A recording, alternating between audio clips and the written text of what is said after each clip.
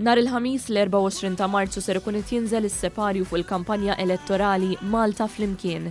Fl-MFCC ftaqal il-Partit Laburista se jkun qed jimmarka it-tmiem ta' din il-kampanja qabel l-elezzjoni ġenerali ta' nhar is-Sibt 26 ta' Marzu. Is-Segretarju Organizzattiv tal-Partit Laburista William Lewis spjega li wara s-suċċess tar-Rally Team Malta tal-Ħadd, il-Partit Laburista ser ikun qed ikabbar l-orizzonti tiegħu għall-aħħar rally ta' din il-kampanja, organizzat ukoll b'responsabbiltà.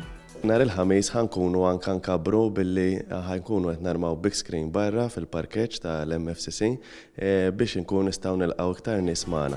L-ispettaklu tal-ħadd li għadda li paxxa lil kull min kien preżenti għal dan ir-rally ma kienx wieħed iżolat, anzi kien biss l-ewwel parti.